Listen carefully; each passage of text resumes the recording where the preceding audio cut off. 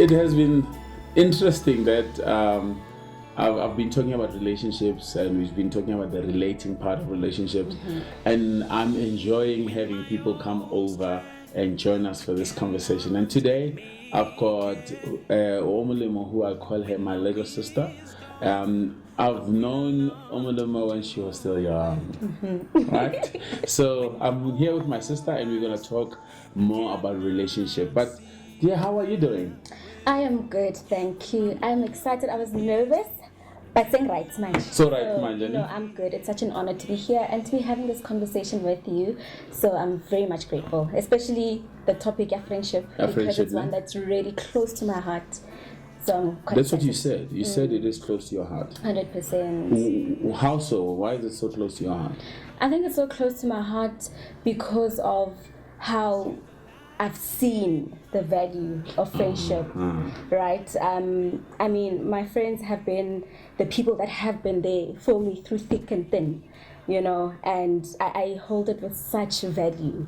So I think that's why it's one very close to my heart, because those are the people that have really, really, really carried me through life. And it makes sense. I think I can just imagine to say how much of friendships around you from when you were still young to where you are carried you, right? Because the other thing is as well, we know that friendship also shows us the people that or it even like shows us the values that you carry as a person. 100%. Because they say, what did they say? The birds with the same feathers. Oh, stick together. Stick together, right? Yeah. Yes. So friendship is a beautiful thing. It is. It's a beautiful concept. Oh, my word. But without problems. Without problems, meaning? So it's a beautiful concept, friendship, but it doesn't exist without problems. No, it doesn't. Yes. And I think that's one thing we need to understand, because as people we think, friendship shouldn't go through problems, shouldn't go through conflicts, shouldn't go through disagreements. We think friendship should be smooth sailing and peaceful, and that's not what a healthy friendship looks like, you know, if you're being honest. Yeah. So you've had some very good friendships. I have. Yes. And you had some not so good. Yes, correct. What have you learned from those that are not so good? From those that are not so good, and I you think just said woo, okay? I've learned a lot. There's a lot that I've learned. Okay. Yeah. And more than anything, let me start here, right? As somebody, like back then, I wasn't a great friend. I'm not going to lie. I wasn't a great You were not a great friend. I was not a great friend. So you are admitting I'm taking accountability of my previous friendships and how those took place and how those ended. I really take accountability of that. Yeah. But right now, where I am somebody that's really intentional in building my friendships, you know, in really cultivating deep and long-lasting friendships, you know. And I think that's what also God wants for us. I mean, when you look at the friendship in the Bible, Jonathan and David, you know, I think that's an example on how friendship should be like. You know, that's a footprint on how friendship should be, right? Yes. And please repeat your question so I can answer. No. I don't have a question now. What I want to say is, you know, I love the fact that you're talking about Jonathan and David, right? Yes. Most people might not know that relationship of Jonathan and David. But the interesting part about it is somebody had so much because it was a prince. Yes. The next one didn't have as much as the other one, but they were able to relate. 100%. Right? Outside of what they own, outside of what they have, right? Which speaks to what you're saying, is the values that they both, or the value that they both carried, right? So you said now, my question was, what have you learned from those that were not that good? That were not that good. Yes, yes. I think more than anything, it has really done a lot for my self-development, you know, and the person that I am working towards, you know, because when I look at some of my recent friendship breakups that happen, right, I think most of the time when we look into friendships, we have this mentality. I had this mentality where I'm like, friendships end because you are wrong and I'm right. And that's what I carried through in friendships, right? So one of the things that I got to learn was when Jesus says in Mark 8:34, when Jesus says that if anyone come after me, let him deny himself, let him deny himself, take up his own cross and come after me. And what Jesus was speaking about when he was speaking on self-denial, he was speaking on how self-denial should be, is getting to a place where your happiness is not dependent on how you think people should act and stuff, you know. It shouldn't be dependent on the next person and thinking that things have to always go my way. And when we look at the cross life and self-denial, it comes with the correlation of voluntary submission and servanthood. So what it's taught me is to submit to the next person, you know, to yield to my friends and not always have this thing you could see I'm always right, or you know. I think that's the main thing it has taught me in that is understanding ukuthi when Jesus was speaking on the cross the cross life and self-denial, what did he mean, and how do I apply that in every area of my life? What does that look like? What does self-denial looks like? You know, in me saying that I don't always have to get my way, you know, because when you think you have to get your way, then you're going to have this burden of anger, resentment, because now this person is not acting the way that you want them to act. You expect them to act. And I think that's one of the things that I suffered from, where I felt like, I'm right, you know, but now it was bringing my place to a point of, okay, as much as I could be right, but how do I listen to the next person? How do I now regard what they are saying? Not basically disregarding myself, but regard what they are saying without, take into account with what they are saying.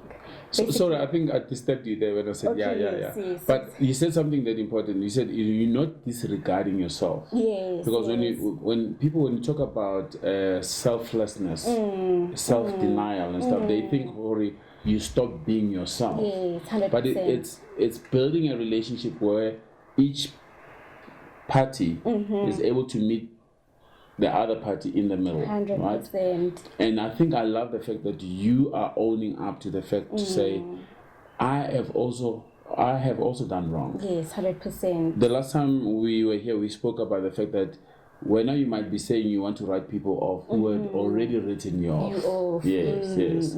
So okay, and the thing is that, Uti, the fact that the relationship sometimes doesn't go the way that you want it to go, it doesn't mean that there's a problem with the relationship per se. No, it doesn't. But it does sometimes mean there's a problem with the people within that the relating part of it, right? So you also had good friends, you said. I do. I have good friends. You have good friends. Yes. What have you learned from those good friendships?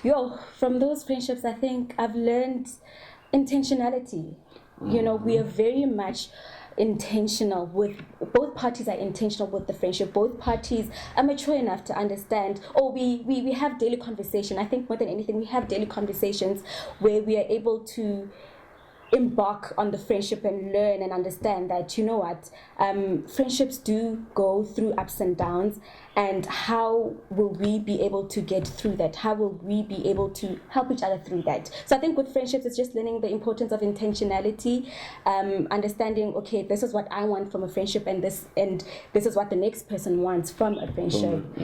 So if we have like shared values, there should be something deeper that is rooted within the friendships, because sometimes we find that friendships are superficial, you know, where it's because, okay, I like you, you're great, you're good looking, you know, people really have friends because of such reasons, you know. So what has literally cultivated, or why those good friendships have been good, is because they have been on a deeper level, you know. And I think God calls us to deeper, you know, more than the superficial, more than the surface level, you know. And I think that's what has kept the good friends that are in my life, intentionality. And give me a picture of being intentional in a friendship. Being intentional is you know, we live in a society where it's like we especially as young adults, we have this thing where it's like we're at an age where we are really working towards our careers. People are getting married, people are having kids. It's at that point in our lives, you know. So what intentionality looks like, it's looking like, as much as am occupied in other areas of my life, I shouldn't disregard this part of my life that I call friendship. I shouldn't have this mentality, my friend understands, she knows I'm busy and stuff, that we don't have to talk once a month, that we can just talk once a month or 2 times in a month. So I think it's literally that kind of intentionality of understanding that they need to be cultivated. As much as you're going to being intentional about work, being intentional about your romantic relationship, if friendship also needs to be intentional in a point where you put it, you prioritize it, you put it in your diary. I need to meet my friend this coming Sunday. You need to make time. That's the intention. That's what intentionality looks like, making time, being intentional about making the time. Because what I have also come across is that, this mentality, like I said, the mentality of, as long as we talk once a month, that's fine. I've had friends that are really good people in my life, right? But I now see the friendships dying off because we are so occupied with our lives that we have not had the time to make time for friendship, where we haven't called each other for like 6 or a year. So it happens when we meet after 6 months or a year, now we have to catch up on things that January it's every time we meet because we don't regularly catch up. So one of the things that I kept, I have this friend of mine where, we make it intentional, where I will tell her, how are you doing? And instead of her saying, I'm fine, she'll say, okay, friend, this part of my life is like this and this and that. That part of my life is like this and this and that. And that's what the intentionality looks like. Being in conversation and letting someone into your life. So, yeah. Sure. This is interesting. For me, Okay. I'm very relational. Very, very relational. And I'm lucky that my wife is also the same. Okay. What you just explained now, when you talk about being intentional, yes, you spoke about the relating part of this relationship. Because sometimes I think we forget that friendship is also a relationship. 100%. As much as 100%. The romantic one, as much as marriage, the same principle that governs every friendship, every relationship governs friendship as well, right? 100%. So with everything that, and I love the fact that you spoke about the fact that now you're gonna make time to say, I'm gonna call this person. Right? I've got people that I must call every once a week to keep that relationship. But Pam said something which was interesting. She says, sometimes there's this relationship that happen. Okay. And because of life happenings, then you go apart. Not because you fought or anything, right? You just go apart. Now you stay in Bloemfontein, and then I stay in Johannesburg, right? Those relationships are also able to, when they come together, they've not seen each other for some time, and they are able to get together, and then there's no issues. We start all over again. And what do you think drives that? Because what I'm trying to get to is, you've got a relationship that you are intentional about, that you are working, making time and stuff, right? There's this other relationship that has happened in the past that are not in your life every day. But when you meet that person, there's no issues. What can we learn from that kind of a relationship? What can we learn? You know what, that's very tricky for me to answer, because it's exactly what I was saying. When it comes to my friendships, I have friends where we haven't met for like a year and stuff, right? But when we do meet, we are able to still relate to it's good times. We're able to catch up, and it feels as if we have never lost that time.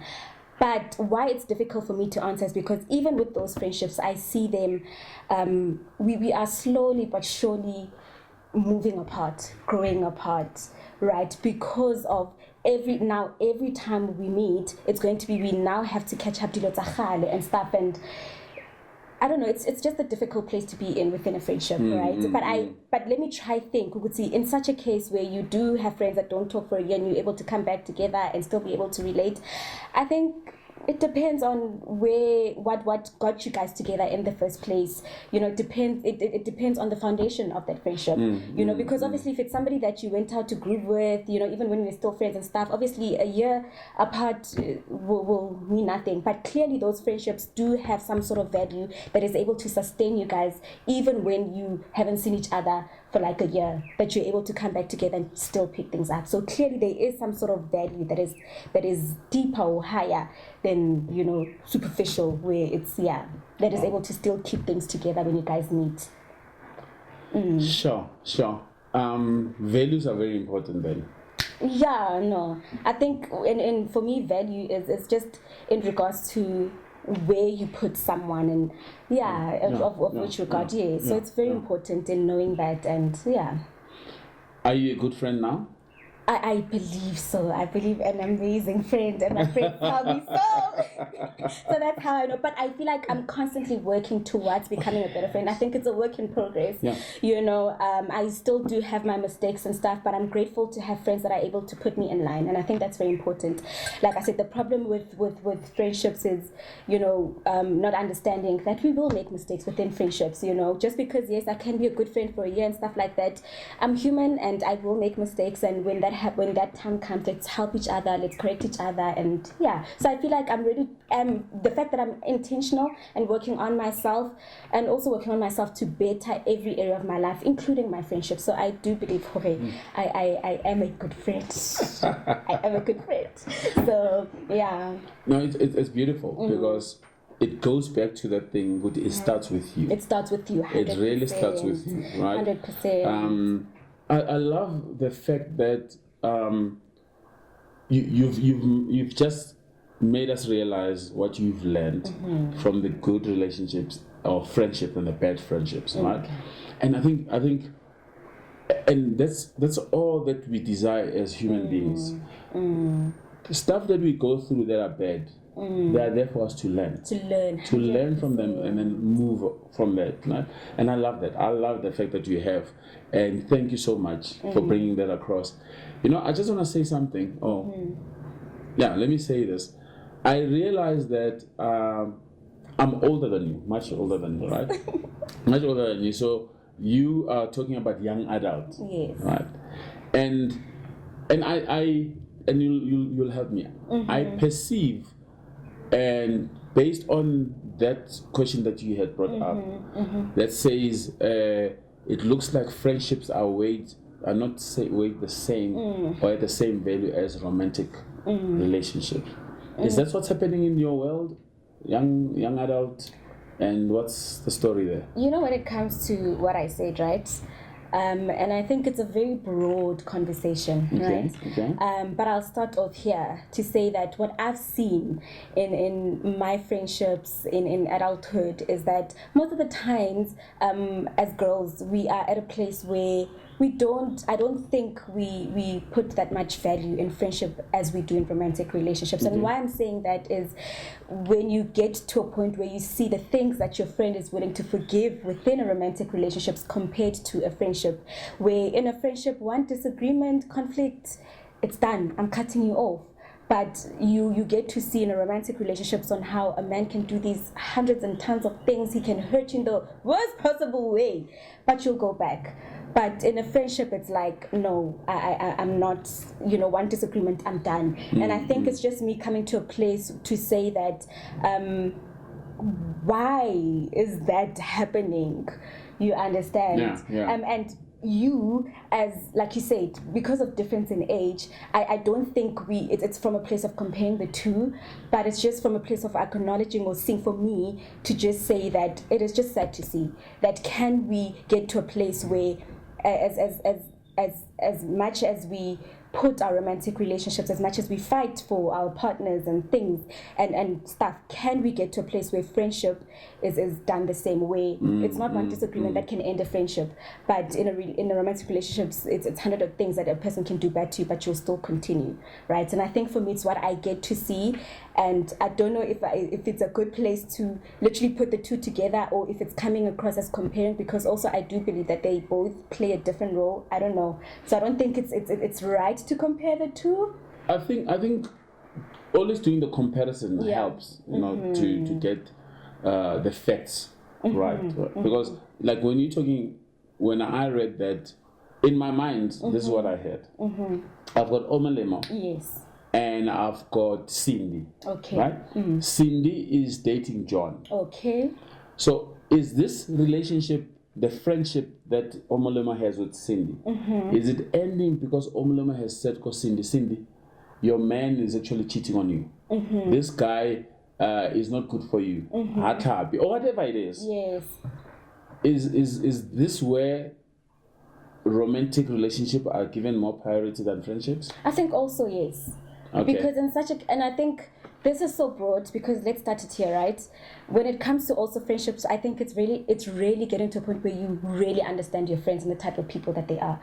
I think for me, it's knowing what information to take to a friend and what information to withhold. I don't know. That's how I have viewed a friendship, and that's my take, right? Yes. Where I know, Uguti, as Unkosi, there's certain things I cannot tell you about your man, because if I do, then it might end our friendship, because now you will pick the romance over the friendship, so I think firstly it's the maturity of understanding your friendships, your friends, and the people that you're friends with, right? And in the friendship ending because of that, then it would have been a friendship that honestly is what can I say, it's not of a good basis, because if I'm going to give you information in order to protect you and you're going to end a friendship based on that, then clearly it's not working out. I think this brings about a conversation that we should have. Yeah, right? Yes, correct. About the limitations, right? Of where do you draw the line, even in friendships? Yes, right? Correct. 100%. Yes, you agree with that? Because I think sometimes if you're gonna mix your friendship and mix it with everything else, then it becomes a bit of a challenge. 100%, and I agree with that.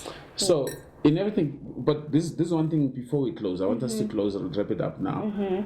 There's something that we spoke about, and I don't know if you've mentioned it when we were off camera, or you mentioned it while we were on camera, where you spoke about there's certain times where friends pulled through for you more than family. And Pamela also speaks about that. Right? So what exactly were you saying there? I think for me to say that I've seen my friends pull through more than family, and I think it's from a place of trust. I think it's just saying that there are things that I trust my friends with and I wouldn't trust a family member with, because you think, if I tell you as my cousin or Ini, you will tell your mom and now the whole family, and sometimes it's, does family have good intentions?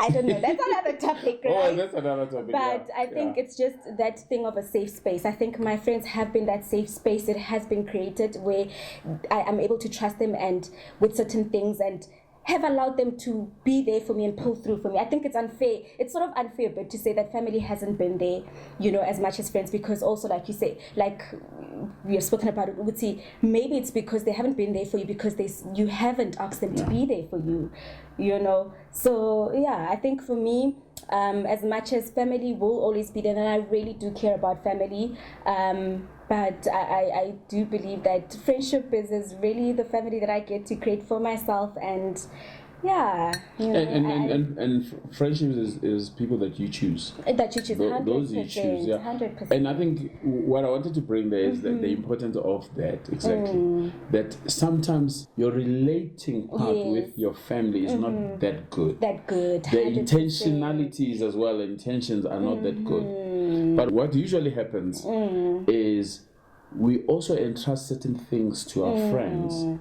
Right? So, like you're saying, your friend will know before even your family knows that, all right, you're because of the information that you've given them. So they know about your weaknesses more than your family members and those kind of 100%. Things. So we also need to be or give a break to family members sometimes. We certainly need. So we agree on that one. No, 100%. Okay, cool. 100%. Okay, cool. This for me has been very interesting. This conversation, and I think there's so much that I've learned about this. And one of these days I will also tell you, and I'll tell people what I learned from this conversation. Right? Likewise. Likewise. You also have learned a lot, right? A lot. So. Any last words? Anything that you want to say to even somebody who says, is it normal not to have friends? I don't know about the word normal. Okay. But I would say that it is well, in my life, it's been of great importance, and I've seen the impact of having friends in my life. And having friends doesn't mean that you must have 10 friends, 5 friends. It can just mean that one person, that second person. I think it's important to have friends.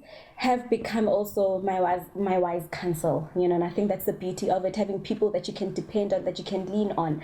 There are things that we've spoken about family that I can't ask family, but I will ask my friends. And I've seen on how, the importance of that, the importance of having people walk this life thing with you, and when we look at Jesus, now I believe Jesus wasn't alone. He had the disciples were some sort of a friendship, as much as they were witnesses to the end. That's how I look at it. He walked with them, right? He taught them things, and 1, 2, 3. And that's the beauty of friendships, that we walk with people, we learn, and we grow with each other. And that's how I view the relationship Jesus with the disciples. Wow. The disciples got to learn from Jesus. They got to, Jesus also, I believe, he got to learn things from the disciples. So I do believe we do need people to walk this life thing with. And as much as the Bible doesn't specifically say that you are not an island, you are not an island, but there are references that can make that statement. You are not an island, guys. You need people. And it can also be a family member, like a cousin. That's what a friend is, just that person that you can lean on. Yeah. Guys, we had a mouthful. Thank you so much, Omulemo, for coming on. We just called you and you said, hey, I'm here. And you came. Thank you so much. Remember, guys, this is just our personal observations, right? This again is relating relationships, where we are addicted to good conversations. And with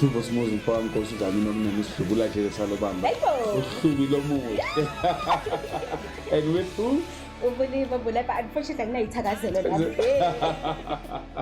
but yeah, no, thank you so much for having me. This conversation was thought-provoking in so many ways. I had fun also. I learned a lot. Good. So yeah, thank you so much. Thank you guys. We depend